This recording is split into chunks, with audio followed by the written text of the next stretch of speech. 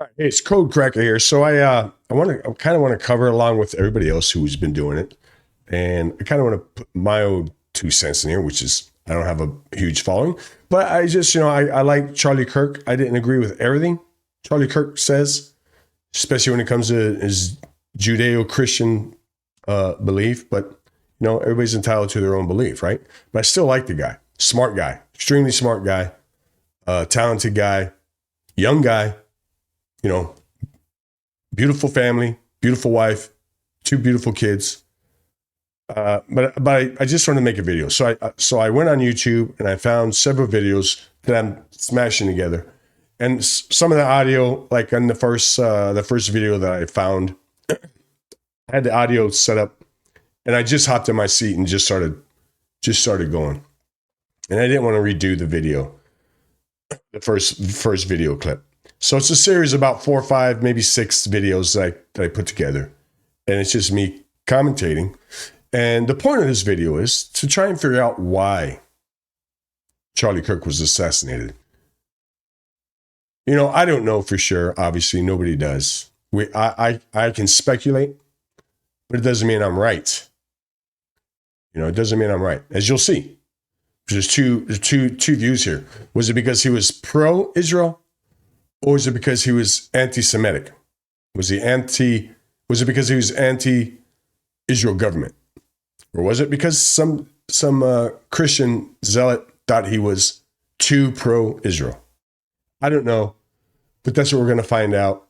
Or at least that we're just going to take a look at these videos, and I'll let you guys make your own decision on. And you really can't even make a decision based on this. This isn't accusing anybody or any group of people, even though I kind of, in my mind, that's my own personal view. But this is America after all, and we are allowed to have our own opinions. We're allowed to voice our own opinions, right? Or apparently not, because Charlie Kirk wasn't allowed to. In the end, he wasn't allowed to. But here we go. Thanks for stopping by. All right, so everybody's well aware of the Charlie Kirk assassination, in my opinion, and a lot of other people's opinions. And I'm just a guy in a room. This is obviously a well executed assassination. Now, who's behind it? Me personally, I kind of have an idea.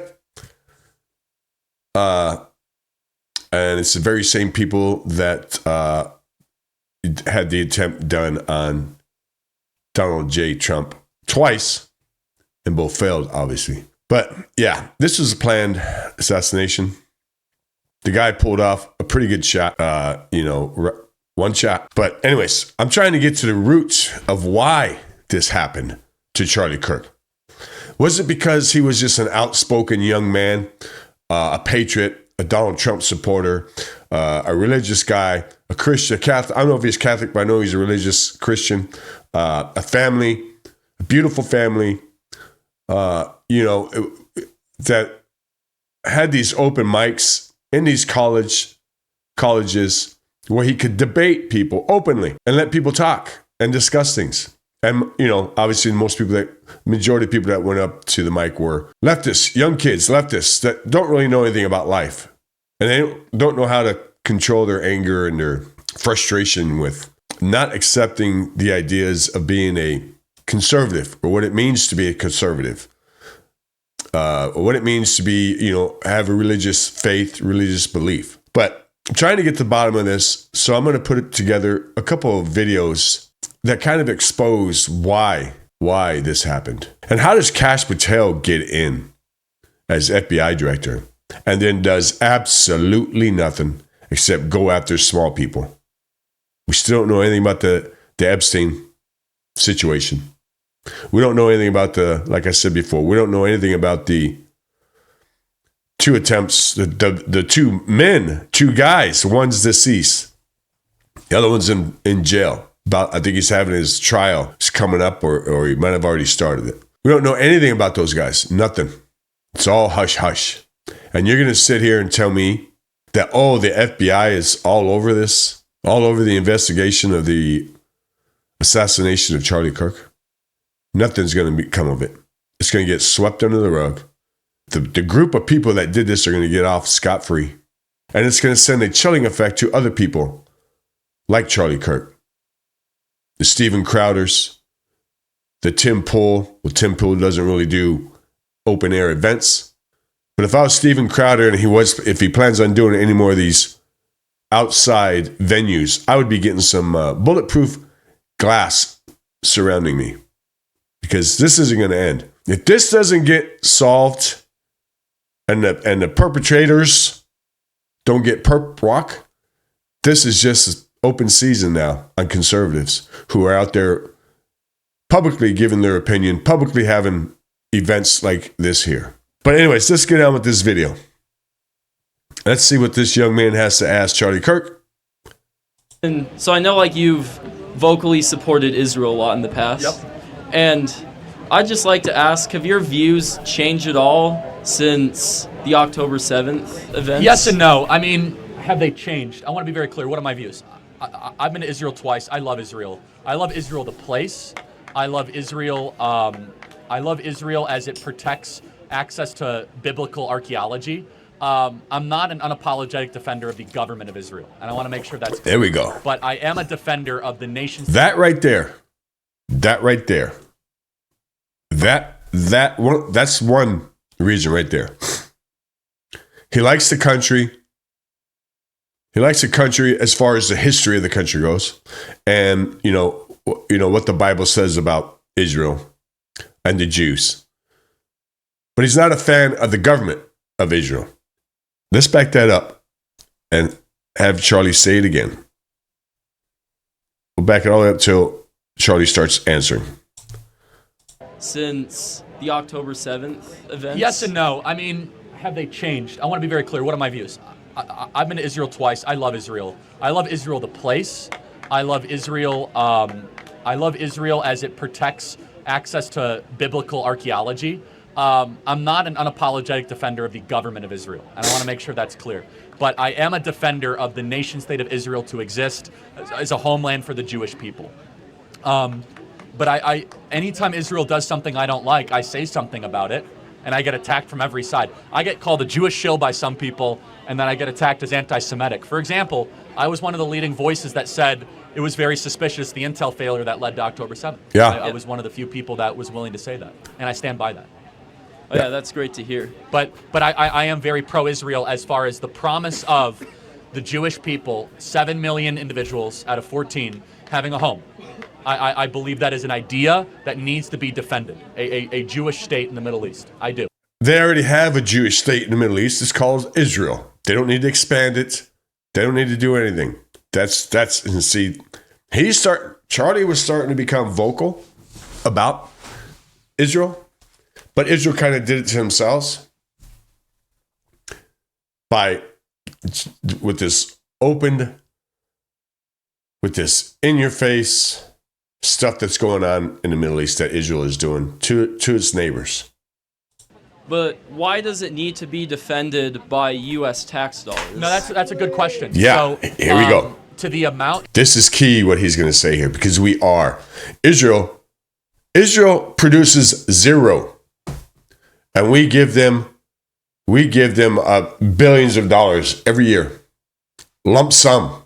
One lump sum. First people that the United States pays, and I don't know why we're doing it. Lump sum, billions of dollars. They can do whatever they want with. And they're doing it. They're using that money right now for whatever they want. And you see it being played out. It's hard to justify the amount of money recently. The $26 billion. Yeah. But are you a Christian? 26 billion. Yes, I am a Christian, but I do not believe in the Schofield Bible. Because Okay. I know the Schofield Bible is the Bible that a lot of Christian Zionists cite. So yes, I'm a Christian, but I am not a Zionist. Yeah, so I'm not gonna even win you over on Zionism. I do believe that Israel has a place in God's plan, but I'm not even gonna win you And over. it's in Israel.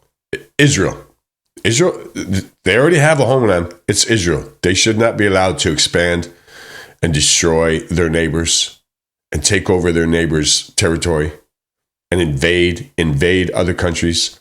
That's where we need to stop. Because we are the ones that are going to end up fighting. And we already have. We already have been fighting on behalf of said country. With the invasion of Iraq in 1990 and the wars starting in 2003. All that. That was for Israel. Our guys fought and died and came back disabled veterans. We funded it, and we funded it for them, and we fought it for them. And they're trying to get us to do it again. Over on that, but I think I can win you over that we should, as Christians, have access to Capernaum, Nazareth, the Mount of the Beatitudes. And what happens when we don't, for example, in Bethlehem, it is harder and harder for Christians to access those holy sites. So my main contention is that the veracity of the scriptures is proven true by our ability to navigate the Holy Land. But is that harder based on the Palestinian government Yes. or the Israeli government having this very particular- tight controls on who visits the West Bank and the Gaza This Strip? particular example in Bethlehem, the birthplace of our Lord and Savior, is controlled by the PA. And Muslims have largely taken over the Bethlehem, and it is very unsafe for Christians to visit Bethlehem. But like Muslims regard Jesus a lot higher than That's Jews right. He do. is the fourth. You're right. He is the fourth holiest figure in Islam. And in traditional Talmudic Judaism, Jesus is not very. Yeah, they say Yeah. a lot of nasty things about him. And Yeah. However, I will say though that in Israel, under its current And Charlie knows he's treading on very thin ice on this topic. So he kind of, what the young guy said about how the Jews talk very bad about Jesus Christ. Charlie knows what they said. Charlie knows the Jews' views on it. But let's not talk about that. government, if you and I went right now, I could show you where Jesus rose from the dead. I can show you where Jesus walked on water. I can show you where Jesus preached the Mount of the Beatitudes. I cannot right now safely bring you to the Hall of the Patriarchs in Hebron, the Hall of Abraham, Isaac, and Jacob, and Sarah, Rebecca, and Leah, because that is largely under Palestinian control. There's one sliver controlled by the Israeli government. So there's two sides to this. And insofar that we are allowed as Christians access to the holy sites, and then I'm not going to win you on the other one, which is I do believe that Israel has a place in God's final plan, but I'm not going to win you over on that. So. I mean, I just believe that, like from reading the Bible, when Jesus is referring to Israel, he is referring to people that follow him. Like when he told Paul and the other apostles, he said, go preach to the Gentiles, because anyone who accepts Christ has a place in God's kingdom. No, you're totally right. Because we had the old covenant where, of course foreigners could join, but they did make it very hard, where God said to Abraham that his descendants would bless mankind, and that blessing Genesis was 12:3. Yes, and that blessing was the Savior of mankind. Then the Savior of mankind said, the old laws have been fulfilled. Now there's a new law where follow me and you are saved. So we're not going to agree on this. There's a biblical prophecy that talks about Israel being spread across all the nations and being bound up in normative evangelical theology, which I believe in, is we believe that the creation of the state of Israel in the 1940s was a fulfillment of that prophecy.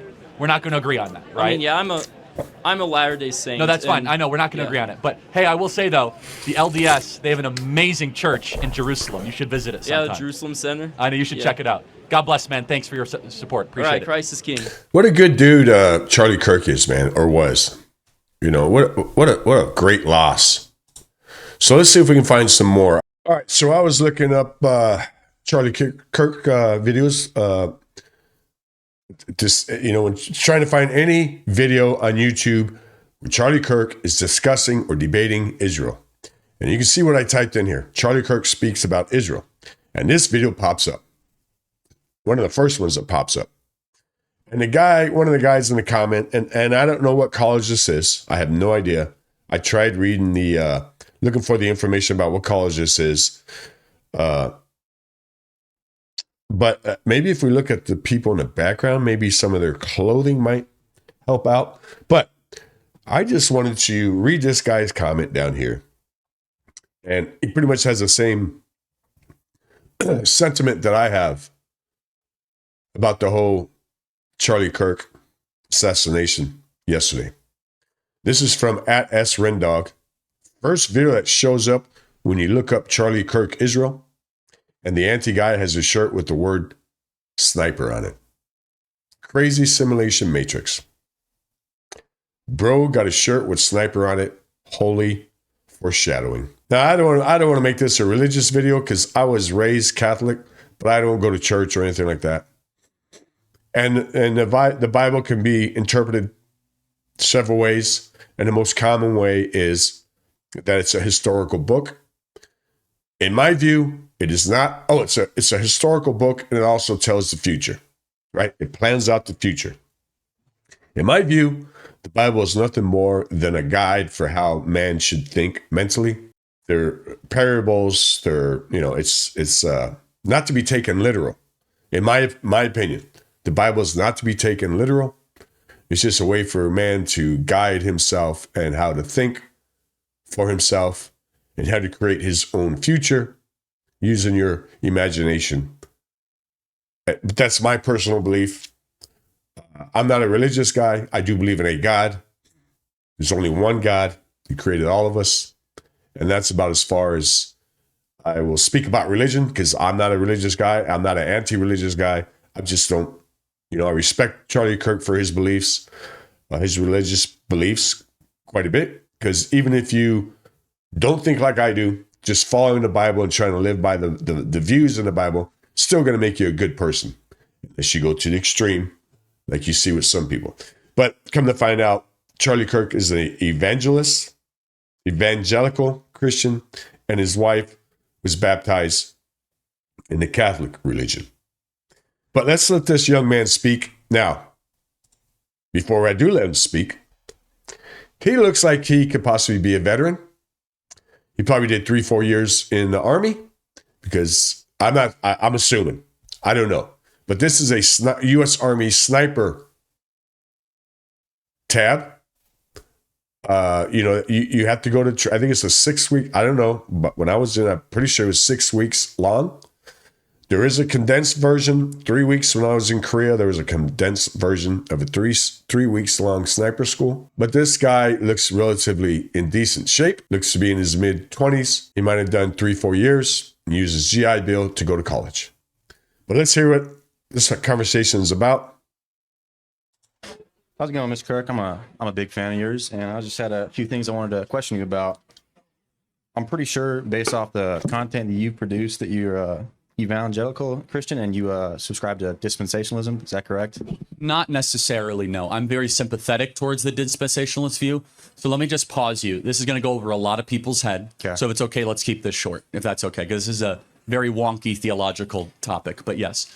Well, that's not so it probably to do with Israel, maybe. Is that okay? Israel. Got it. Yeah. Okay. So how did I know?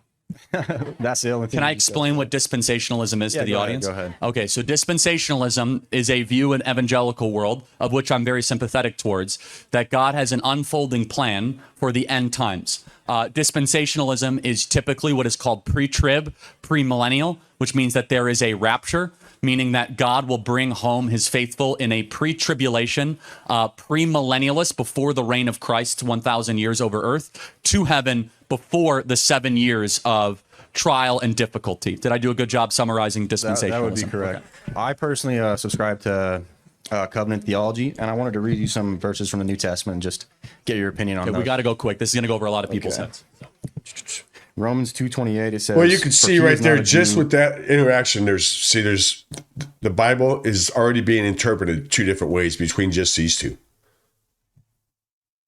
Which is one who is outwardly, but he is a Jew, which one, apologize, which is So this is Paul writing in the book of Romans. Romans basically is the believer's constitution. You're right. Circumcision of the heart. Basically, yes, exactly. So there is a debate. Here is the debate, and then I'll just let you ask one final question.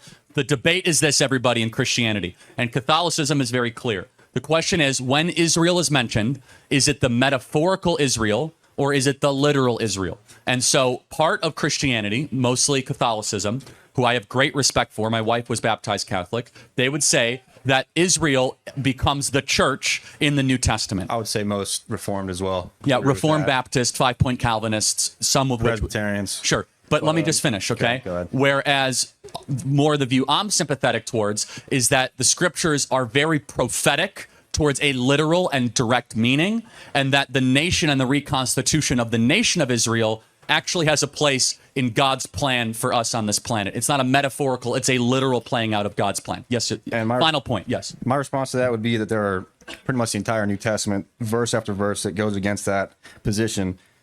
Matthew 3:9, for example, Romans 9:6, Matthew 21:43, Revelations 2:9, Revelations 3:9, Galatians 3:28, John 8:39, Ephesians. It's all over the place. Right, and there are equally as many verses that could be on the other side. That's why I'm not a theologian. I just know what everyone believes, and I tilt towards one way or the other. I'm not here to prove you wrong on that, despite what the sign says, because I says if you still take Jesus as Lord, then you and I are going to see each other in heaven. Here's my whole opinion on the end times, everybody. Pre-trib, post-trib, I'm pan-trib. It's all going to pan out on the end, okay? I'm not on the planning committee. I'm on the welcome committee of Christ's return, okay? Well, and I think in that way, it's not the most important thing to be discussing. Can Yes. I continue just a little bit? The reason I wanted to bring all those up is because it's mainly goes to your support of Israel. I feel like that if you take that theology away, that cuts that from the knee. And I also wanted to read some verses from the Talmud. You got to be okay. So that's fine. I do want to wrap this up. However, can you tell me what the Talmud is? It's it's like the most important book in rabbinic Judaism. Yeah. So not totally true. So the Torah is the most important, followed by the Tanakh. Tanakh stands for Torah, Nivalim, right? And Kvetchim, which is the Torah, the writings, and the prophets. TNK, that's where you get Tanakh from. And then after the Tanakh comes the Talmud. Now, how many Talmuds are there? I'm not exactly There's sure. two. There's the Babylonian and the Jerusalem Talmud. Now, for every verse that you're about to read from the Talmud, and I'll give you a chance to do it, it's probably going to be about, Christ burning in a thing of excrement. There are debates with rabbis in the following verses of them disagreeing. The Talmud is basically a bunch of Jews fighting for 2,000 pages. So it is not necessarily considered to be canonical or authoritative. So I do want to make sure that is clear, but go ahead, tell it, and then we'll wrap it up. 4713. So Sota 4713 refers to Jesus as being a fornicator. Gittin 56 refers to Jesus burning in hell and Shabbat 104b says that Mary was a Baba Messiah 24a reads that if a Jew finds an object that a Gentile goy has lost, does not have to return it. Yebamoth 98a says all children of Goyim are animals. Tuspoth Jebamiah 84b says if you eat with a goy, it is the same as eating with a dog. Baba Messiah 114b says Gentiles, goys, are not humans, they are beasts. All of which are And legitimate verses, but as I mentioned, that is not a canonical part of what is considered to be divinely inspired Judaism. Here's my opinion. We'll just disagree. I believe that Paul said in the New Testament, we must bless the Jews. I believe that our own Lord and Savior, when we go up and we see the Lord of Lords and the King of Kings, we're going to see a rabbinic rabbi by the name of Jesus Christ sitting on the throne. I feel like that's a severe category error to He was a Torah observant, Shabbos observant Jew. Here's the thing. We just have difference of opinion. I think we have an obligation to the Jews as Christians. You might disagree. We can disagree. Thank you for your time. I got to get to the next. So in the beginning of this video, I was hinting at Charlie was assassinated because of his views on the Jews. But then you also have this guy here who's debating Charlie Kirk, who doesn't, I was thinking that maybe somebody in the Jewish religion thought Kirk was, anti-Semitic. But after watching this video, well, you have the opposite, where he's not. And this guy here is the anti-Semitic and sees Charlie Kirk as pro-Israel. So making his video, I'm a little confused on why Charlie Kirk was assassinated. Was it because he was an anti-Semitic, or was it because he was pro-Israel? I don't know. Let's see if we can find some more videos. All right, so I found a short here. And this is at VT Soscast. Charlie Kirk's controversial comments on Israel. I have a heart for Israel. It made me a stronger Christian in a way I can't even tell you. The whole concept of ethnic cleansing, I think temperatures need to go down. It's not egalitarian. Yeah, no, people are killing people for multiple reasons. And here's Israel's difficulty is that Hamas, they build their headquarters under hospitals. Correct. They use humans as human shields. Yeah. And so civilians are going to die. And that is a tragedy. And Hamas brought this upon themselves. My wish, my plead to Israel is be precise, be focused in your retaliation. You have a moral right to go and seek the blood of the people that did this. What I think would be bad for Israel, and I have a heart for Israel. It made me a stronger Christian in a way I can't even tell you, right? Be able to see where our Lord rose from the dead. My heart for Israel is that they don't overreact. I have a heart for Israel. It made me a stronger Christian in a way I can't even tell you. Well, Megyn Kelly and Charlie Kirk pushed back against Israel supporters, demanding their 100% Israel support. I have not watched with this whole debate that is really bothering Let's me. stop.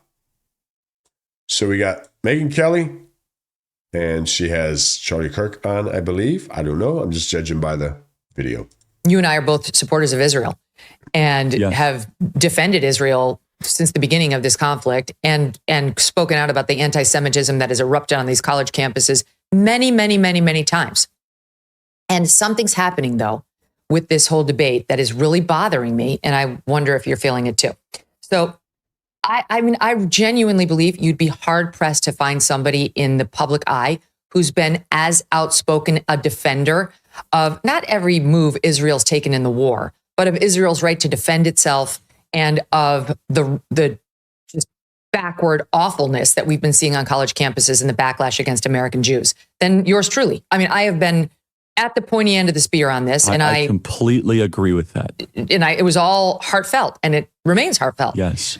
However, my contention here is that some in the pro-Israel camp are so knee-jerk about calling you anti-Semitic or getting deeply offended if you say anything that doesn't align with their narrative, that it undermines their own cause. And I have to tell you, I find it very irritating because I do feel like some of us have earned the right to have some credibility on the subject of Israel and don't want to be called those names when we have some mild pushback on some of the overreaches, whether it's, you know, whether they're winning or losing the propaganda war right now. And my contention is they've begun to lose it. And I realize it's propaganda coming at us from Hamas, but their numbers have turned here in America. They've turned not so much with Republicans, a little bit with Republicans, but completely with the Democrat Party and with independents. They have shifted mightily from at least double digits highs to single digit lows now with when it comes to approval. And also with respect to, you and I speculated about this at the Turning Point event, whether the possibility of Jeffrey Epstein possibly being a Mossad agent or asset or affiliated with, that's been turned around on me too, to you must be anti-Semitic. What the hell? That's the same people who say you can criticize Israel. That's fine. We won't call you anti-Semitic if you criticize Israel. Now turn around immediately and say you're anti-Semitic for even raising that. That's kind of a telltale sign, I would assume. But I'm still confused. I'm trying to figure out why. So I found this video, full Josh Hammer versus Dave Smith debate on Israel. Now, this was a month ago. This is Charlie Kirk's channel, YouTube channel. He's got 4.09 million subscribers. And this video got 736,000 views and over 17,000. And I just want to go through and read some of the comments. This is a month ago. And I didn't hear about it until I was watching a previous video that was, he mentioned this debate that he had in the Megyn Kelly Charlie Kirk video that you just watched. So I had to pull this up and I found it, but I wanted to read the comments. Former Afghan veteran here, Dave Smith speaks the truth. Okay, so you got that side. This is what got Charlie Kirk got Charlie Kirk deleted. Don't let American left-right politics convince you otherwise. 49 thumbs ups. This comment section has restored my faith that Americans are actually paying attention. Okay, let's. I'm not going to cover the whole video because obviously it's an hour and 20 minutes long. But I'm going to go through, and this video, I've never done this before, where I watch a bunch of videos and try and put them all together in one video for you guys to watch. And I'm not saying that I don't know who assassinated Charlie Kirk. Nobody does. The FBI still doesn't have anybody in custody. They had one guy in custody last night, but he might have just been part of the greater scheme of things. They still have nobody in custody. And I don't think we're ever going to get anybody in custody. I don't think the FBI is ever going to follow up on this. But that's just my personal belief. And I'm pretty sure you guys all know the reason why. But let's just watch this. And I'm going to play it. I'm going to have to watch the whole freaking thing and then cut it down for you guys. All right, everybody. How are we all doing? So I have a noise suppressor on in my, so you can't really hear the audience, but they're up they're up screaming and yelling, in favor of Charlie Kirk being there. So first, where were you a year ago today? I bet you remember exactly where you were. A year ago today, Donald Trump was in Butler, Pennsylvania. A year ago today, our republic was probably saved by just a couple of centimeters. Eerie. A year ago today, by the grace of God and a turn of the head tilt, a bullet whizzed by Donald Trump's face and barely scraped his ear. And as we're closing out this conference, I think we just need to just remember how far our nation has come in the span of 1 year, of how much has changed. And thanks to the goodness and glory of God, that Donald Trump turned his head at that very moment. I'll never forget where I was with my daughter. All of a sudden, I saw we were in some workout area, and all of a sudden on screen, Donald Trump shot. You all remember where you were when you first heard the news. Yeah. And then what a sigh of relief when we saw him rise up and he said, fight, fight, fight. 1 year ago to this day. The reason I wanted to start with this is that we also lost one of our own patriots that day, Kode Kracker. And we should just do a moment of silence for 10 seconds to remember Kode Kracker that lost his life a year ago today. Israel debate, Dave Smith, Josh Hammer. Okay, so it's not Charlie Kirk versus Josh Hammer. It's Dave Smith and Josh Hammer debating Israel. And Charlie Kirk is moderating the debate. So Josh and Dave, welcome to Turning Point USA. Welcome to Tampa. And give it up for both these men again. So we have a clock. So I have the audio, and I'm screaming into my mic. I don't mean to, but I have the audio set up so that you can capture the voices better, the sounds better, the quality's improved, but you can't so much hear the crowd react to what Charlie or any of these guys are saying. And that's by design. I just want to hear what they have to say. Here, we can blow through that if this is going well and respectful and spirited. I first wanted to start by introducing both these men. Josh Hammer, Newsweek, Josh Hammer Show. Josh is a very passionate and eloquent defender of Israel, and also is a great friend and someone that we talk about a lot of other issues as well. So Josh, welcome. Great to have you. Great to be here, Charlie. Also, Dave Smith. Dave is comedian. A lot of fans of yours here in the audience, Dave. And also a libertarian. And we're not going to talk much about that. But we were talking about how much we agreed backstage on certain things. And Dave, means a lot that you made work here. You took an awful flight to get here from halfway across the country. And so, Dave, you could plug your stuff as well, because I don't know the name of your show and stuff. But I want to start with this. I want to start with opening statements, if you will. There are three big things that I want to cover. And we just did a focus group with some of our students here earlier. The three big things we want to cover. We want to cover the 12-day war between Israel and Iran. What do we think of that? Good, bad? How did Trump handle it? Number two, we want to talk about the appeared, the fake, or the real amount of Israeli influence in American. Sorry about the echoing. I had my desk speakers on while I also had my headphones on, so sorry about that. politics, from AIPAC to how congressmen are involved, and kind of have our discussion debate. And then finally, it's one thing to be against stuff, everybody. You can always, I don't like this, I don't like that. I want both of these men to present what their solution is, their proposition of what they are proposing. So with that, though, Dave, I thought it would be helpful. This is your first Turning Point event. Some people aren't familiar with your work. Introduce yourself, make an introductory statement, and the floor is yours, my friend. Oh, well, thank you very much, and thank you guys for having me. As Charlie mentioned, I took a flight here, so I'm going on no sleep. So if Josh wins, it doesn't count. But I'm a stand-up comedian, and I'm also a libertarian. I'm really a follower of the greatest congressman who's ever lived, who is Dr. Ron Paul, who is turning 90 years old. Happy birthday to him.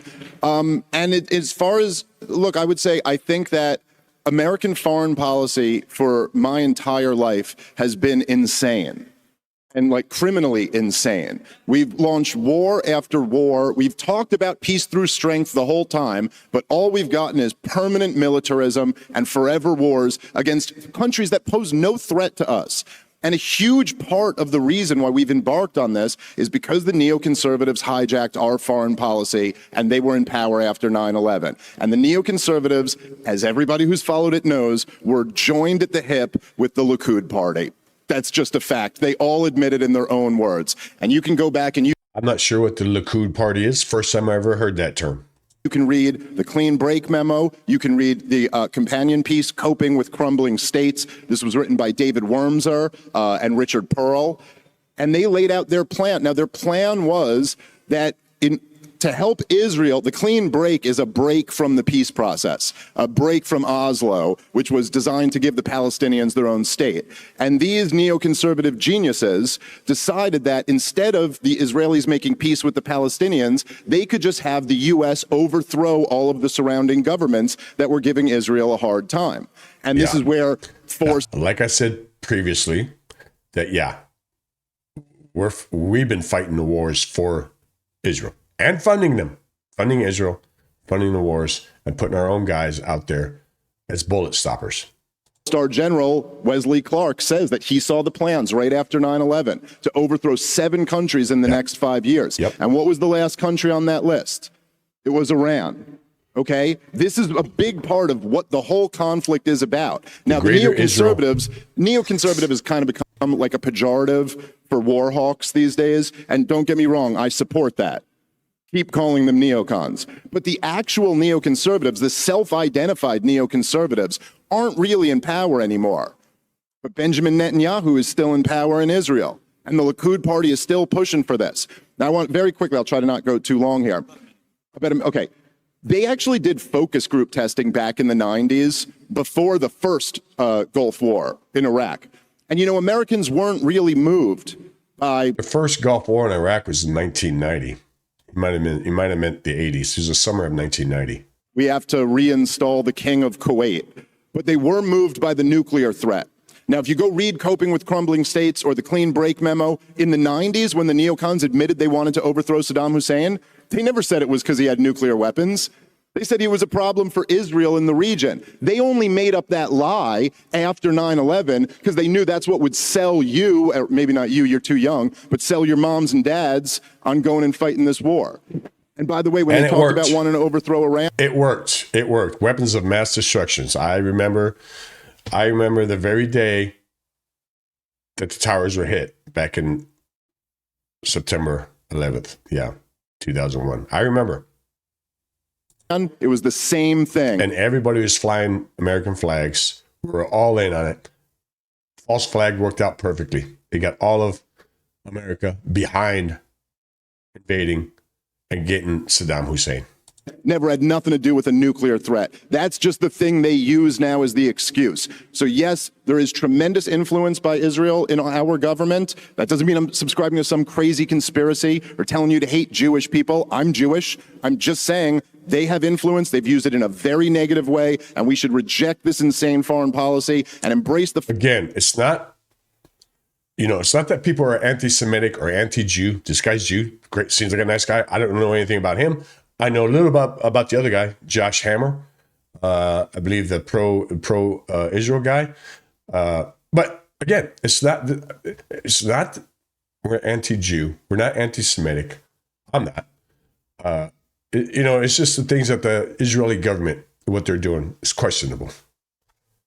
Foreign policy that Dr. Ron Paul advocated, which is the foreign policy of the founding fathers. Stay out of entangling alliances, stay out of unnecessary wars, be friends with the world, and trade with the world. Yeah. That's the key to prosperity. Thank you, Dave. And that's what Trump promised in his last campaign. Pretty much Trump promised all those things. Opening statement, feel free to respond, and then we'll proceed as we go. So that was about 3.5, 4 minutes, so same amount of time. All right, so it's really great to be here. Thank you, Charlie, for having me. Thank you, Turning Point, for having me back. It's really wonderful to be at this amazing conference. You know, Dave joked that he didn't get any sleep last night. Today's actually also a fast day on the Jewish calendar. I'm not eating or even drinking water, so we're all on the same page here. We're all just totally screwed. So you can kind of get off the same starting place there. Look, there's a lot of substance to respond to. I'll just really briefly do that, and then we'll talk about what I actually want to talk about in my opening remarks.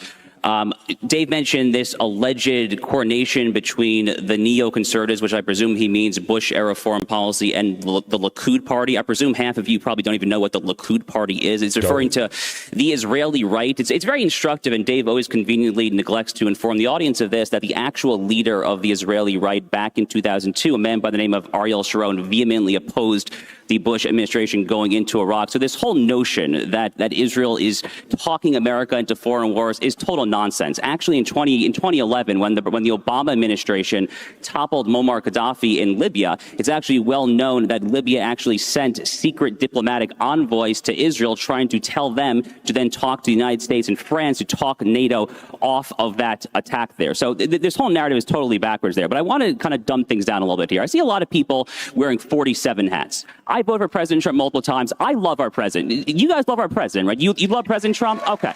This is Turning Point freaking USA. Charlie, God bless you. You have built the largest MAGA grassroots. So we got a pro-Israel guy, a pro-Israel government guy who supports Donald Trump, and then also Donald Trump took $100 million from Miriam Adelson in October of 2024.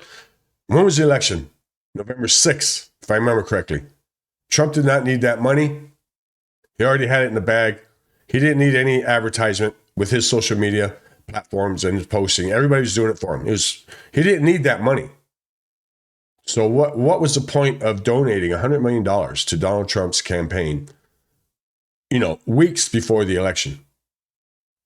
Army in the country. Seriously, my friend, you deserve this. You all are card-carrying members of it. We here are part of that. The good news is that while no one should be afraid of debate, and this debate is a nice thing here, the MAGA movement is actually quite unified. Believe it or not, all the talk to the contrary when it comes to these issues. An overwhelming majority of self-identified MAGA Republicans supports close U.S.-Israel relations. No, that is not true. That is false. I do not believe that we should be funding Israel. Anything. We give them the beginning of the year, every year, we give them 26. I don't know. It's always been 26. It probably goes up every year, right? Because of inflation or whatever. $26 billion lump sum up front. At first, the first ones get it. The other countries that we give money to, give aid to, they don't get a lump sum. And they can only spend it in certain ways. Israel gets $26 billion, and they get it all in one lump sum, and they can spend it however they choose to. So, to a CBS News poll, moreover, after the recent Operation Midnight Hammer B-2 bombers in Iran, 94% of self-identified MAGA Republicans supported President Trump's dropping those B-2 bombs on Fordo, Natanz, and the other Iranian facilities there. This is a wildly popular policy there. I did not agree with that. What did Dave Smith... Again, I mean, what proof? Where was the proof that Iran had nuclear weapons? They may have the material to build it, but where's the proof that they were actually building it or planning on building it or had any built? I don't know too much about that. But again, we bombed them based on and for Israel's information on the behalf of Israel. We did that. We spent all that money, millions of dollars, to drop those bombs on Iran for Israel. Say about this? He re-upped his now years-long crusade to call for Donald Trump's impeachment. Y'all probably don't know that about Dave Smith, do you? He's now called for Donald Trump to be impeached multiple times.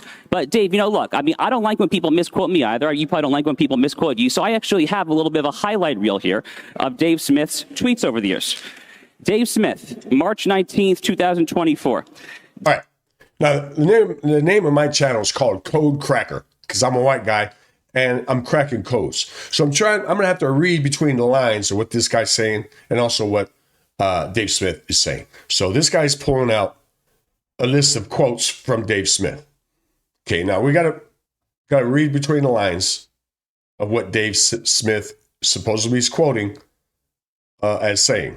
Donald Trump is responsible for around 500,000 deaths in Yemen, and between the weapons to Ukraine and the Abraham Accords Jerusalem embassy, he is at least partially responsible for the two worst humanitarian crises in the world. He's a war criminal who should spend his life in prison. He is calling Donald Trump a war criminal who should spend his life in prison. Well, Trump is still sending weapons over to Ukraine to continue on with that war there. You should be livid at that. I am livid at that as a Trump supporter. Donald Trump, Dave Smith, June 16, 2025. Trump allegedly had full prior knowledge of Israel's attacks and gave it his blessing while pretending to be negotiating with the Iranians as a cover. If this is true, Trump is the most impotent bitch of a leader imaginable. He's calling our president, the greatest president in my lifetime, an impotent bitch. Are you kidding me? June 21st, 2025. Donald Trump has now launched an illegal... Okay, so... Dave Smith here is trying to get the crowd rallied up, obviously, to go against Dave Smith, like one of the comments said. War of aggression against Iran. The risk of an absolute catastrophe is very high, and the benefits are non-existent. Dave Smith, June 21st. Dead wrong. This notion that World War III would start, not a single American casualty. We should be celebrating that. Donald Trump fulfilled multiple campaign promises. The escalator speech in... Where's the Epstein list at? What's going on with the Epstein list? Why is Trump still sending weapons over to Ukraine? Why is Trump not demanding that Israel stop what they're doing right now? Stop it. Why is he allowing that to continue to go on? 2015 at Trump Tower. He literally... And I voted for Trump. I supported Trump up until, I voted for 2024. And then I'm starting to, my full support behind Trump with regards to foreign policy. I'm not down with it. I'm not down with Trump's foreign policy when it comes to the Middle East and what's going on in Ukraine and Russia. Said, I'm not going to let Iran get a nuclear weapon. And guess what? He said, I oppose a neoconservative foreign policy. He did both of those things with Iran. He deprived the Iranian regime of nuclear weapon while not losing a single American sailor, soldier, or Marine while depriving them of nuclear. I wonder if this Josh guy can prove that Iran actually has nuclear weapons or actually trying to build nuclear weapons. And finally, Charlie, I'll end on this. Dave Smith, July 8th, 2025. In the last month, Donald Trump has launched a war of aggression on behalf of a foreign government, exploded the debt, announced that he's continuing the Biden policy of arming Ukraine, and covered up a giant child rape operation. So, all of those I agree with. That's still going on. The trafficking, still going on. Nothing's been exposed about it. Yeah, they're getting some small time guys that are doing it. The guys that are coming across the border, some low level dudes. Yeah, but we all know what's going on with that. We all know what's happening there. How come that's not being exposed? How come nobody's facing any kind of justice? Any of the big guys, the big people. According to my interlocutor, Donald Trump is not just engaging in wars on behalf of a foreign government. He is also covering up the world's giant trafficking ring, allegedly, I presume, on behalf of a foreign government. He is. How do you know? Epstein list. Well, so I'm disgusted, frankly, that this man is on stage, but I'll end it at that. Okay, well, got it. So you can see peace is hard. I'm trying to keep the peace. Now, Dave, I want to give you an opportunity, about 4 minutes to respond to that. But also, I do want to, now that we had the opening salvos and the Tomahawk missiles launched, let's respond as you see fit. No, and then bring us to the 12-day war. Because let's stay focused on that. Yeah, we can. Well, the thing, Charlie, but defend yourself. Sure. Obviously. Well, the thing is, Charlie, as you may have noticed, and some of you may have seen some of my other debates. Every single time I come up here to debate issues, and they come up here to debate me and my character. It's all they have every single time because they can't actually take on any of the arguments. And so the most pathetic low-hanging fruit of, you guys like Trump, this guy said bad things about Trump. Listen, guys, I'm a free American. I supported Donald Trump in this last election. Yes, he did just actively cover up a giant child rapist ring, and I'm going to criticize him for that. Yeah, okay? he did. And I'm sorry, after all these years of us right-wingers saying, protect the children, come on, that's bad for your soul if you don't. You speak up about that. It's horrible what he's doing. And, you know, as far as the actual substance of what Josh said here, which there really wasn't much, but I already pointed this out the last time we debated, his topic about how Sharon was against the war in Iraq is total nonsense. Sharon's envoy initially opposed it when he found out that Bush was going to invade Iraq, not because he didn't want Saddam Hussein to be overthrown, but because he wanted regime change in Iran first. And then when the George W. Bush administration assured him that Iran would come next, they got on board with it and they started pumping out all types of propaganda about how Saddam Hussein's nuclear secret sites that didn't exist. And Benjamin Netanyahu, the longest serving prime minister in Israeli history, that year in 2002, came to Congress and testified under, a congressional testimony that anyone can go watch and advocated not that the U.S. let Israel do it, but that the U.S. overthrow Saddam Hussein. I believe his words were, I guarantee that peace will spread through the region. And he also advocated that we overthrow Muammar Gaddafi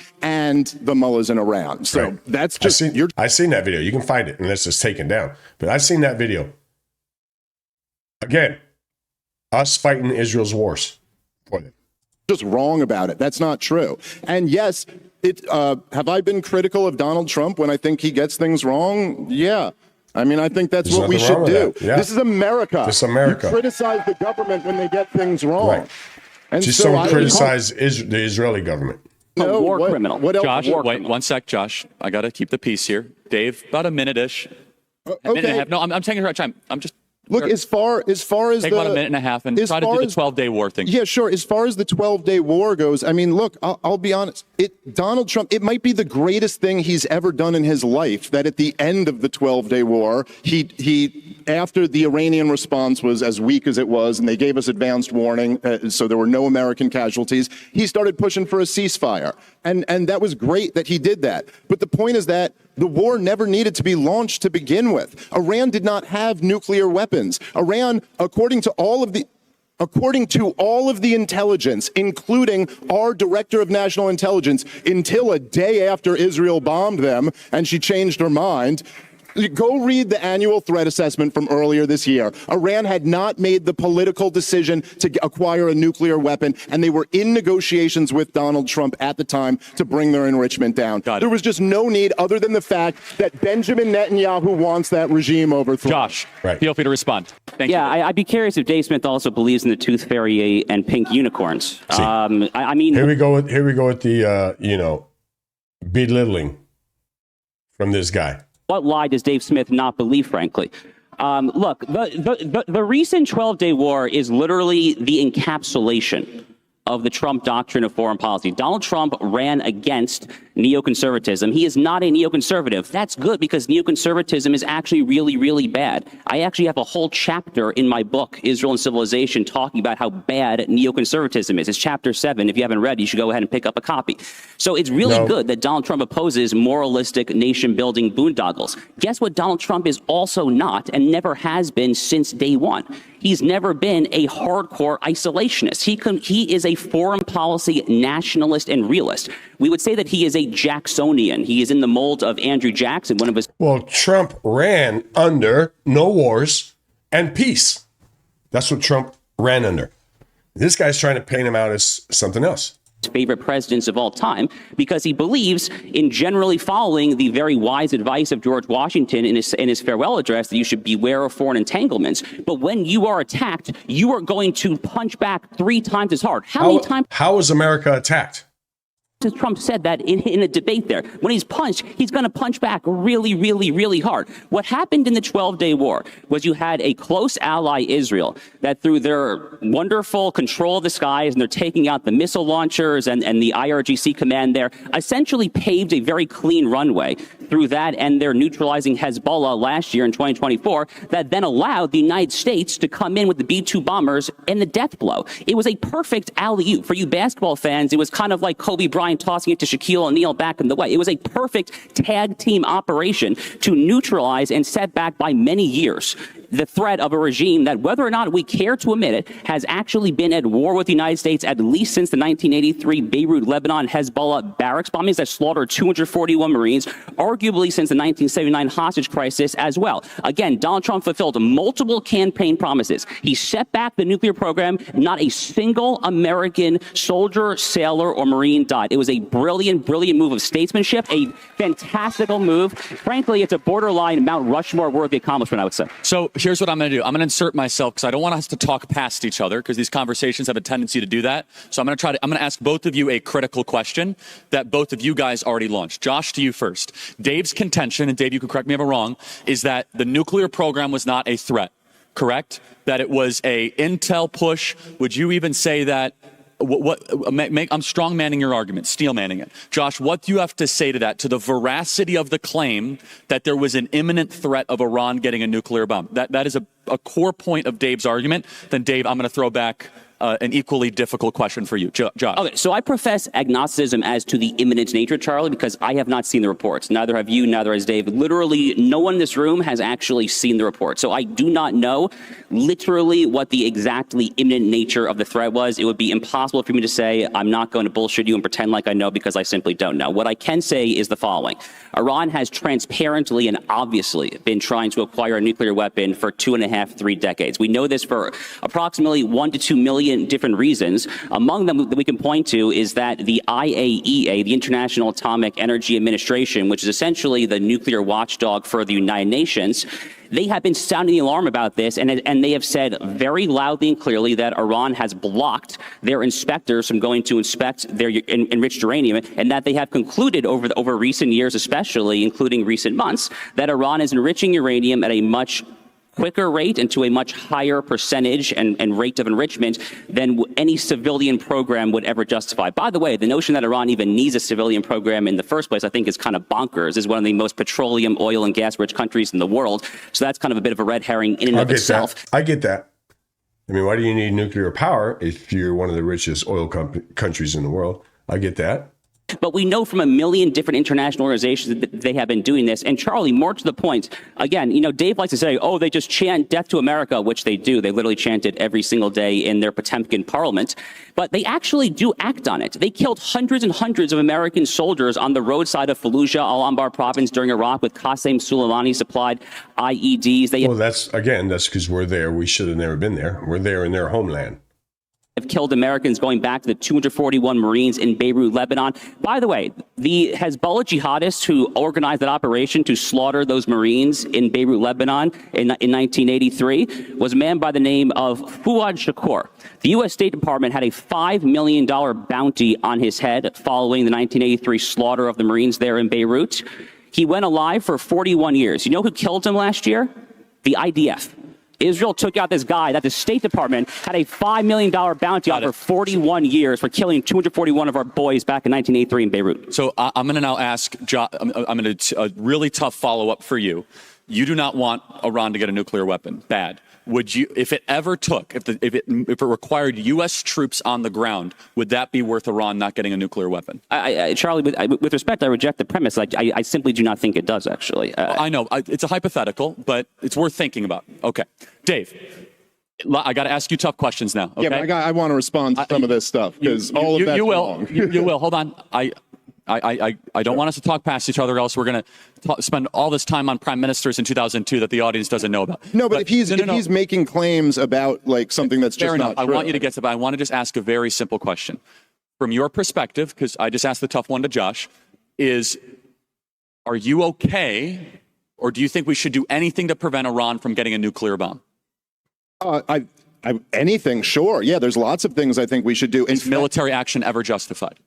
Well, again, yes, there are times when military action is justified, but if you're saying what we could do to prevent Iran from getting a nuclear weapon, what we were doing, Donald Trump was in negotiations with them, and I think he should have continued those. And the truth is that the big problem with the JCPOA that Obama got us into was that there were sunset provisions. They opened up a whole new inspections regime. It is not true that the IAEA is saying that Iran was about to get a nuclear weapon. Anybody you want, it's published online. You can go read the conclusion of their last report. So here's a video from Fox News, right? And this is from the FBI that's there in Orem, Utah. I guess that's where the college is. But before we get into that, I kind of want to read the comments. I just like reading the comments. But, Fox News has 14.3 million subscribers. This video alone, which was 50 minutes ago, close to 150,000. Okay, so they have the electric chair and they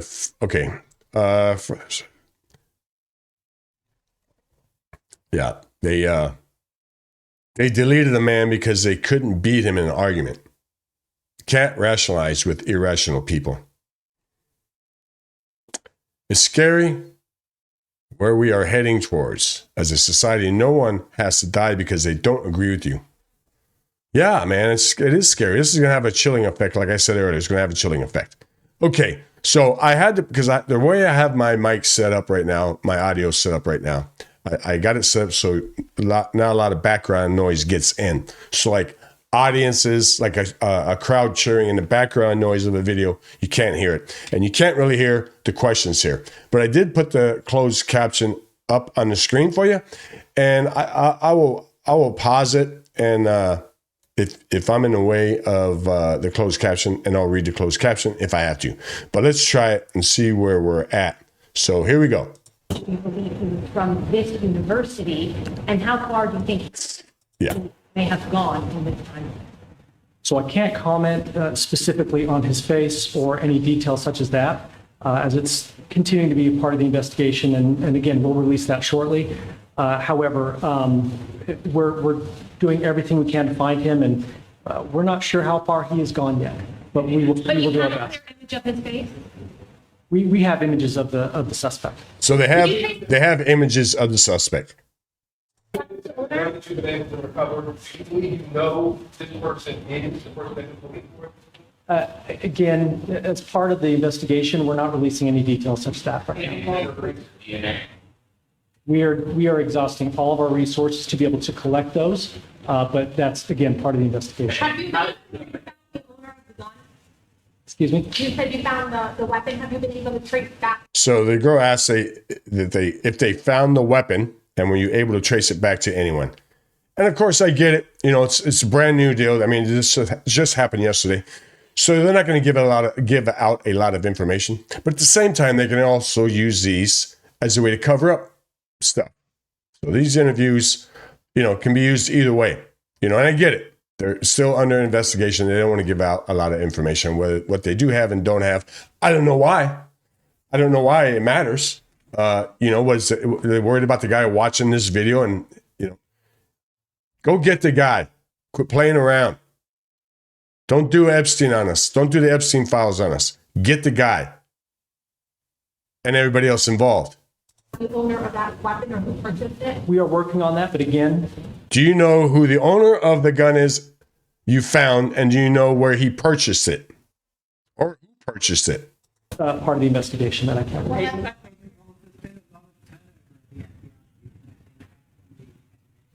Not at all. We've got complete and total support from everyone from the director on down, and it's been an incredible supportive environment so far.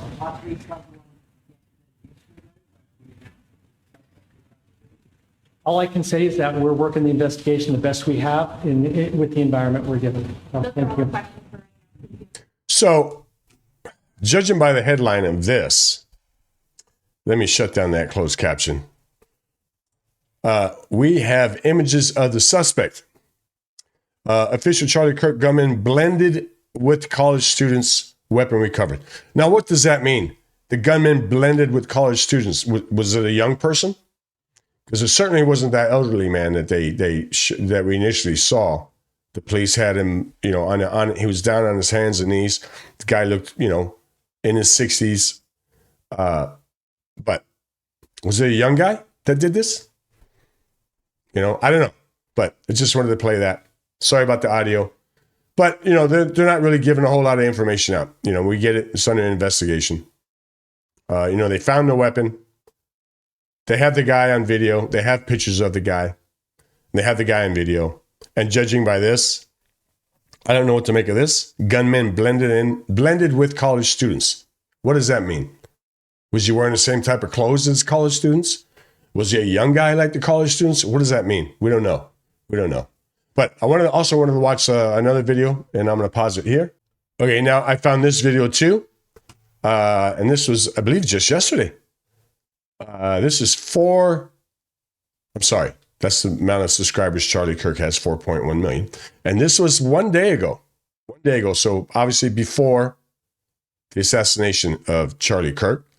And let's just read some of the comments before we get into the video. To think he opened his eyes this morning, not knowing it would be his last day.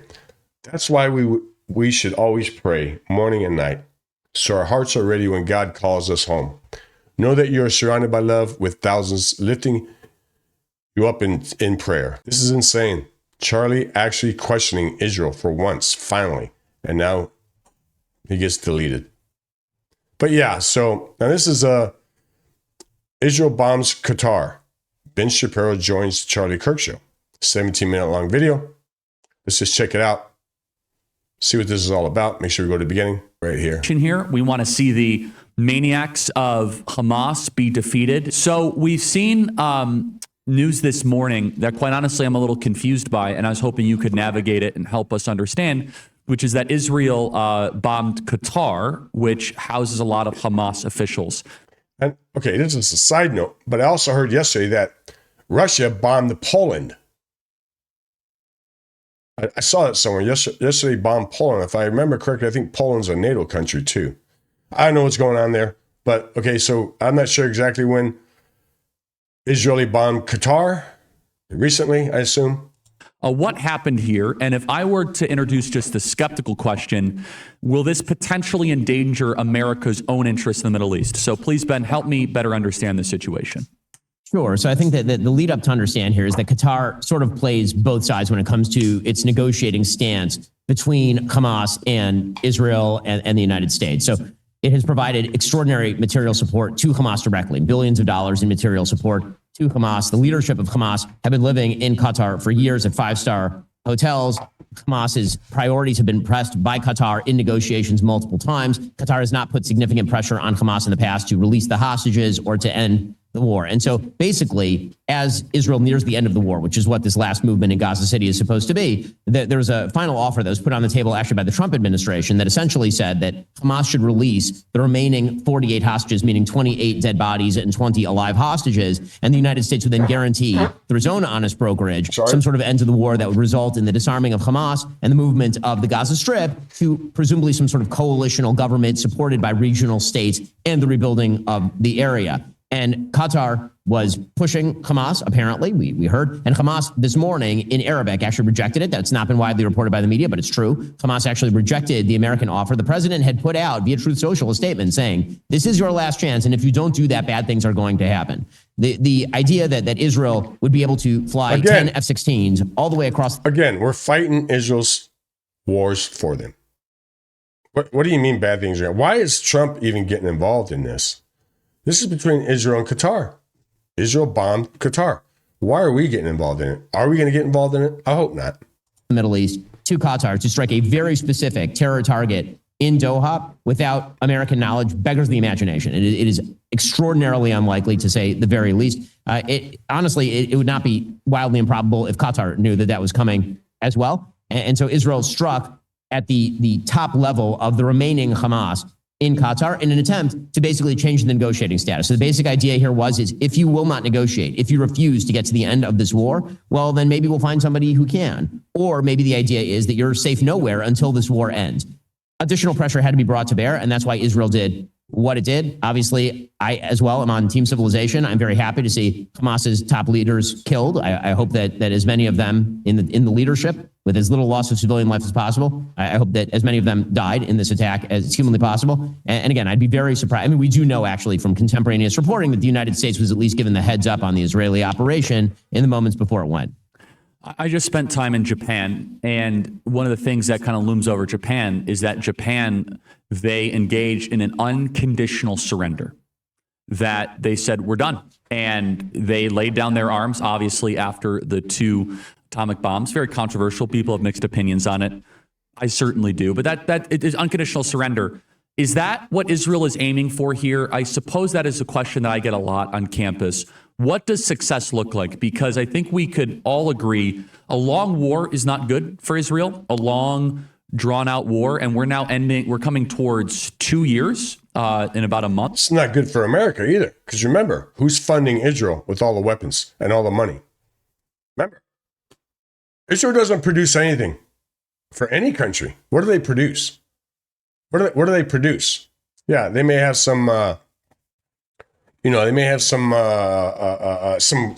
programmers, some coders in Israel, but what are they producing for the rest of the world? And we're giving them $26 billion a year upfront in cash to do what they want with. And we're also supplying them, where do they get their weapons from? From America. So it's been about 23 months. So what does ultimate success look like in the Gaza Strip?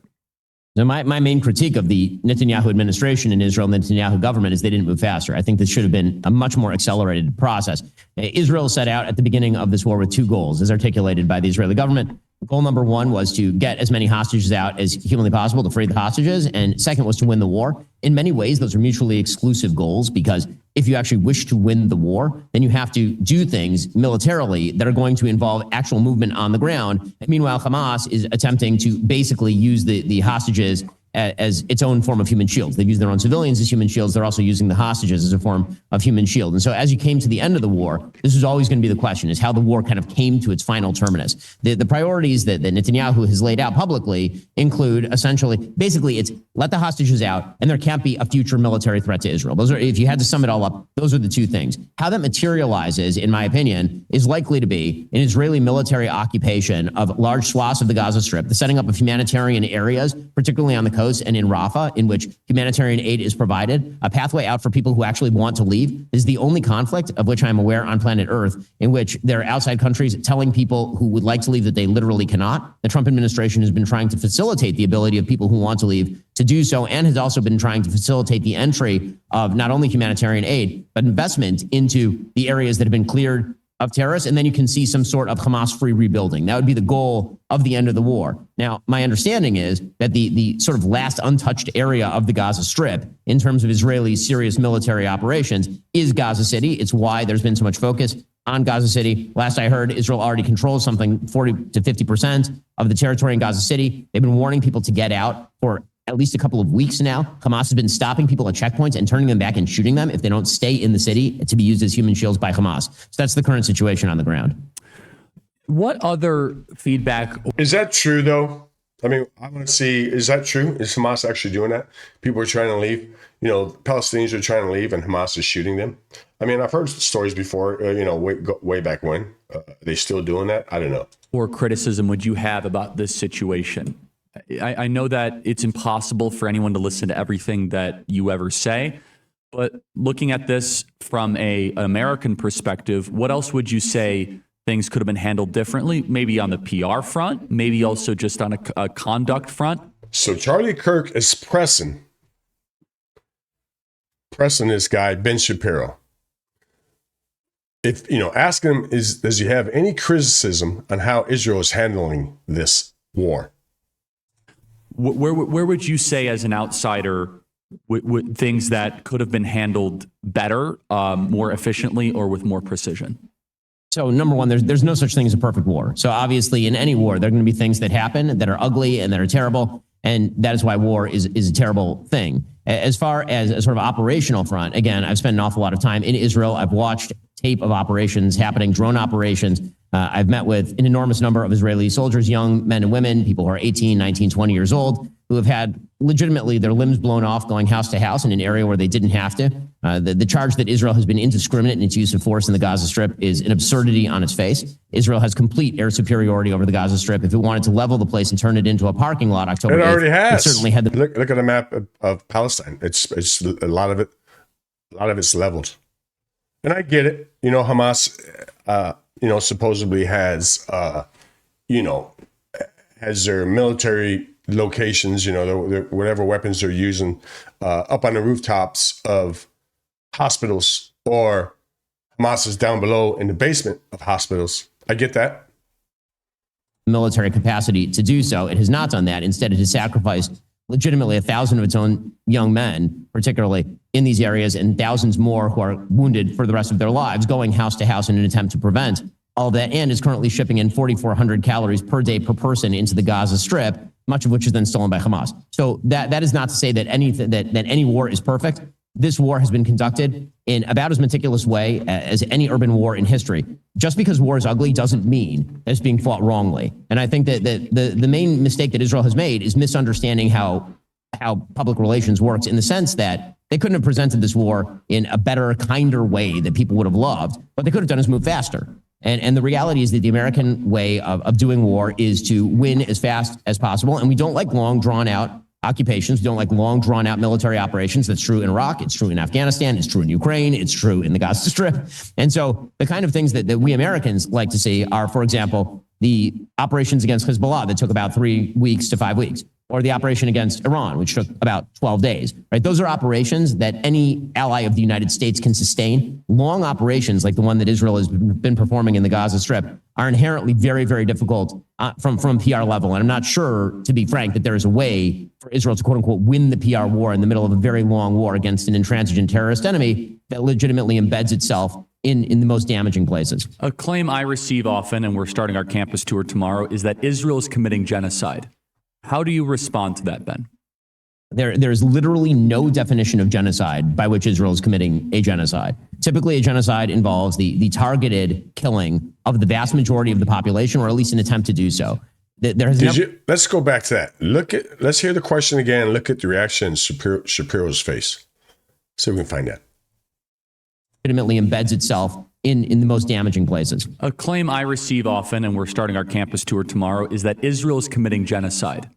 How do you respond to that, Ben? There's literally no definition of genocide by which Israel is committing a genocide. Typically, a genocide involves the targeted killing of the vast majority of the population, or at least an attempt to do so.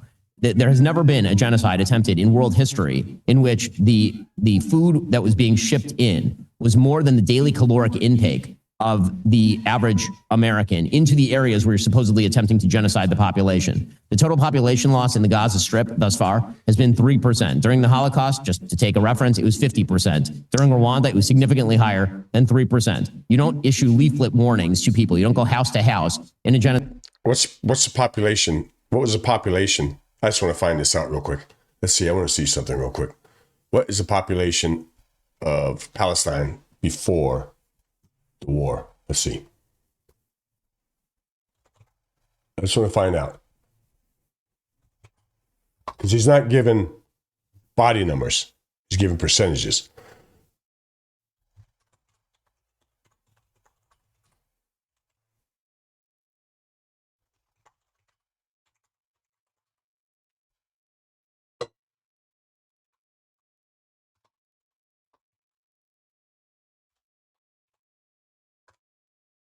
What was the population of Palestine prior to October 7th? Prior to October 7th, the population of Gaza Strip was approximately 2.2 million Palestinian residents.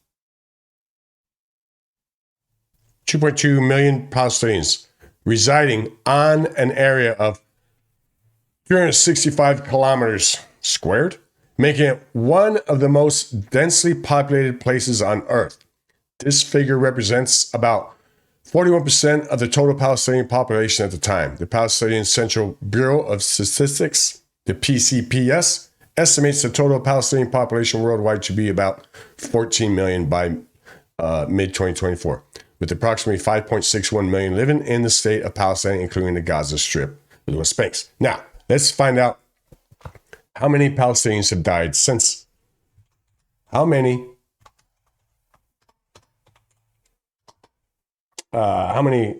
Palestinians have died since October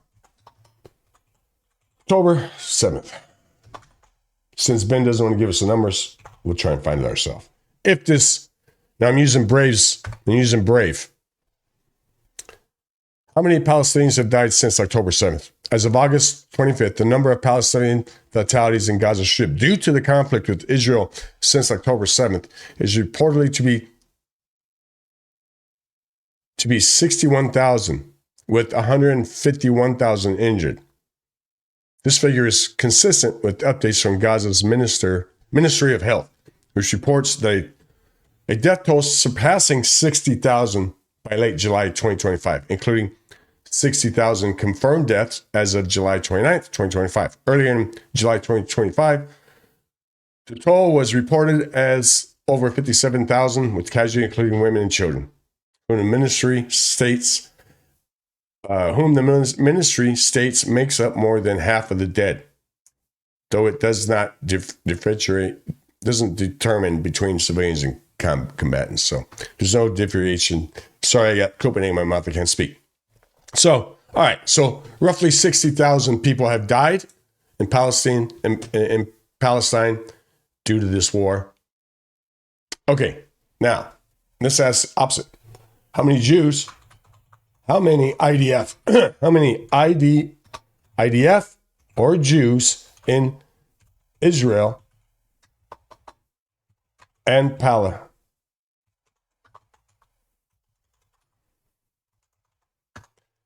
How many Jews in Israel and Palestine have died?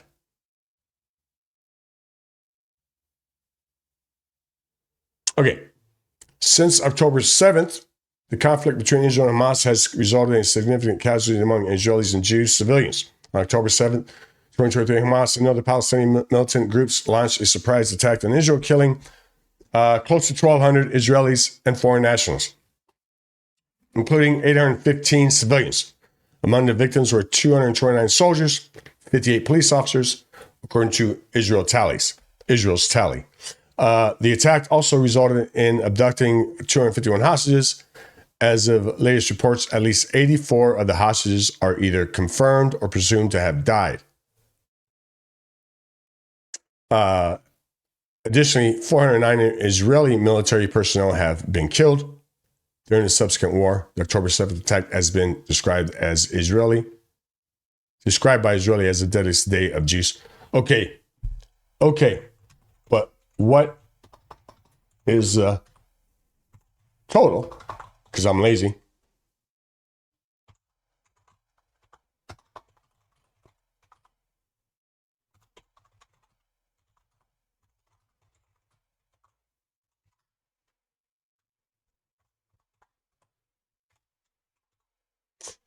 Okay, but what is the total Israeli and IDF numbers who have died since October 7th?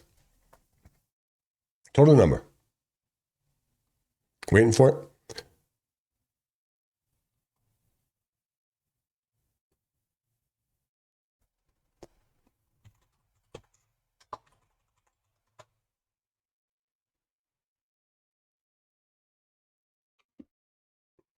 Okay, so I said, what is the total combined? What is it for IDF and Israelis? As of August 25th, the total number of Israeli IDF, Israeli Defense Force, personnel killed since October 7th, 2023 is approximately 1,200.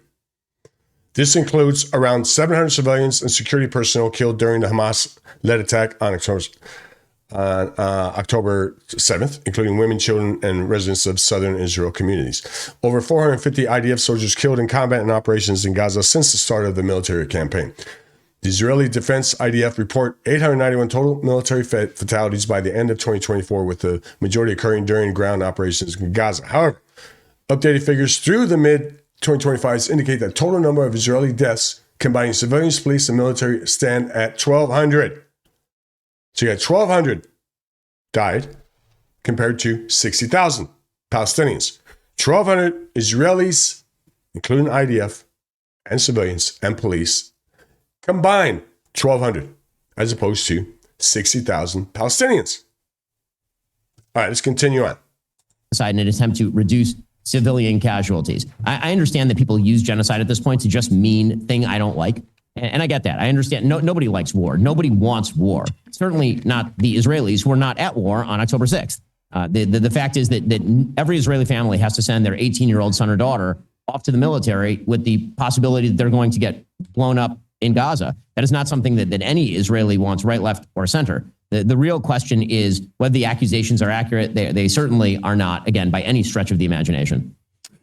Author, Ben Shapiro, author of Lions and Scavengers. We're going to get to that in a second. I have one or two other questions on Israel. I think it's very important for our audience to hear this, though, because there is an incessant campaign. And one thing a friend sent to me, interestingly, which is, okay, Charlie, we've pushed back against the media on COVID, on lockdowns, on Ukraine, on the border, so like maybe we should also ask a question. Is the media totally presenting the truth when it comes to Israel? Just a question, that maybe we shouldn't believe everything the media says. Now, ask yourself, I'm pretty sure we all know this, who controls the media? Who controls the media? Now, when I say media, I mean all media, particularly in what Charlie's referring to. He's talking about news outlets, but they also control Hollywood. They also control the radio. They also control all the major platforms, Who controls those? Who controls those? So, and again, this is just one platform of Charlie Kirk. 4.1 million. How many followers did Charlie Kirk have on X? Right? I mean, these are the main two places I go to for news and information. Let's see. I follow Charlie Kirk. Let's see. See if we can pull him up. Charlie Kirk. How many followers does he have on 5.6 million on X. So he's got 5 there. So including these two, he's got about close to 10 million followers just on these two platforms. It's not counting. I don't know if he's on Facebook. I'm pretty sure he might be on shoot, I can't even think of it. Rumble, and other platforms as well. So he's got a huge voice, very huge voice, and he's starting to push back on not Jews. We're not talking about Jews. We're not talking about the religion of Judaism. We're talking about pushing back on the Israeli government. That's what we're talking about. So let's back this up a hair because I keep interrupting. But incessant campaign. And one thing a friend sent to me, interestingly, which is, okay, Charlie, we've pushed back against the media on COVID, on lockdowns, on Ukraine, on the border, so like maybe we should also ask a question. Is the media totally presenting the truth when it comes to Israel? Just a question, that maybe we shouldn't believe everything the media says, because I know I've been conditioned to ask a lot more critical questions over the last couple of years. So, Ben, some people would accuse Israel of wanting to ethnically cleanse. Some people in the Israeli government are saying, again, it's all over the place, right? You have opinions all over. In your opinion, what would a good outcome 5 years from now be? And how does one respond to the claims of ethnic cleansing? So ethnic cleansing, the idea, presumably, that population movement is equivalent to ethnic cleansing. I think ethnic cleansing is a term that's been... He just hit on two things that doesn't make the Israeli government look too favorable in the public eye, right? The media controlling the narrative and the whole cleansing. Let's hear Shapiro's response. I want to hear that question one more time by Kirk. Let's hear the question again if I got it right. In your opinion, what would a good outcome 5 years from now be, and how does one respond to the claims of ethnic cleansing? So ethnic cleansing, the idea, presumably, that population movement is equivalent to ethnic cleansing. I think ethnic cleansing is a term that's been fairly recently coined to describe population movement during war. And the reality is that's been ongoing for literally all of human history. The idea that Israel is, quote unquote, forcing people out of the Gaza Strip, that is not the stated policy of the Israeli government. The idea is if people want to leave, they can, but they're not being forced to leave. Again, moving people out of heavily urbanized areas that are honeycombed with terrorist booby traps pretty much everywhere is not the same thing as, quote unquote, ethnic cleansing. And I think that ethnic cleansing is very often used as sort of a softer form of the genocide attack. The idea being that Israel is trying to kill everyone, which of course is not true. As far as your earlier question about what we believe from the media, one of the things that I find kind of astonishing in some of the folks on the right who are highly critical of Israel is actually the lack of the lack of skepticism when it comes to legacy media. Legacy media are radically anti-Israel overall. The New York Times can certainly not be. No, they are not. He's lying. He's lying right through his teeth. They're in 100% lockstep, as is the Trump administration.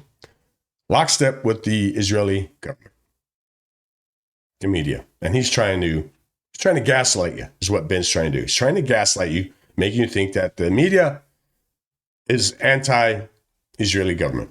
Accused of being a pro-Israel outlet. It'd be very difficult to make the accusation that the Associated Press, which has worked hand in glove with Hamas for years, or Reuters, that these are wildly pro-Israel outlets, and yet when it comes to the reporting, it seems to be sort of the opposite. Ben, so you hear Charlie laughing in the background. Now, I mean, this is huge. This is huge because the media, everybody, Fox News, CNN, MSNBC, Reuters, all the what's that one? RP, whatever the hell it is.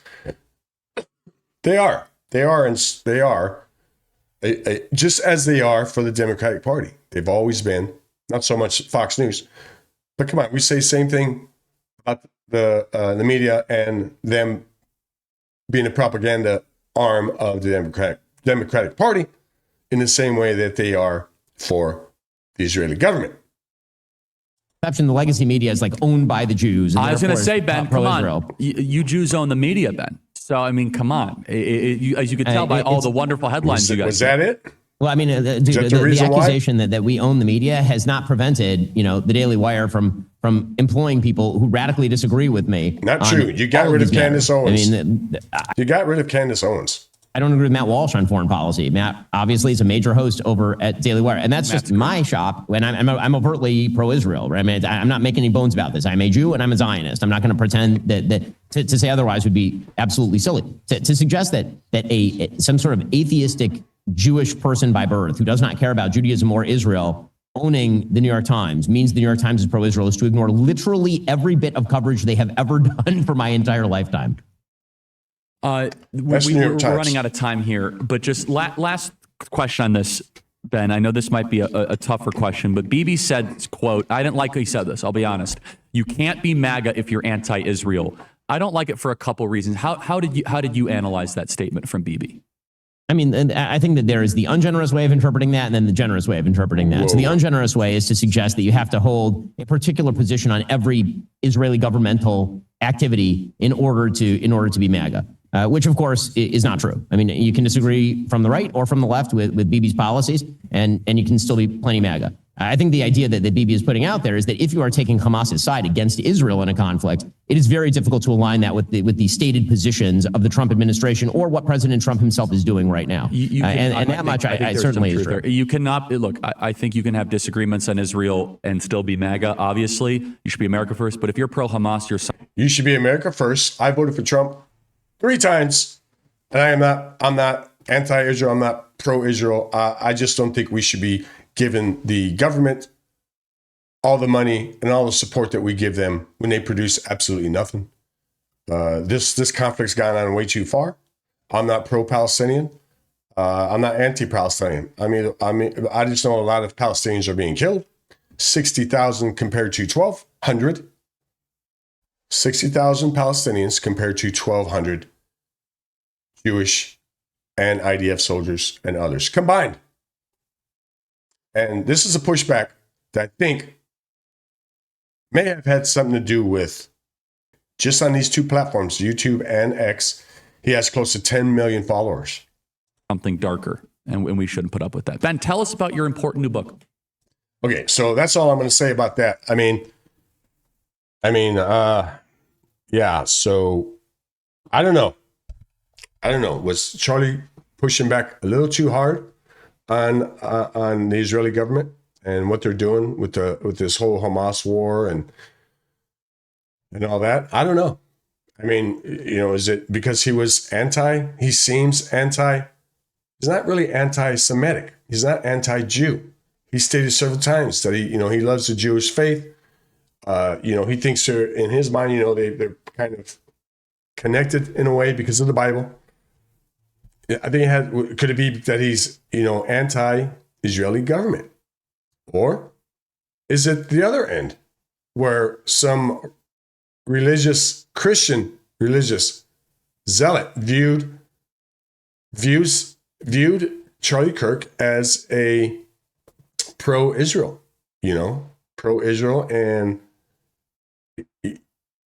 I don't know, man. I don't know. I mean, let you guys decide that. But again, leave your comments down below. I'm going to end this one here. This video here that we just watched was yesterday, a few hours before Charlie Kirk was taken out.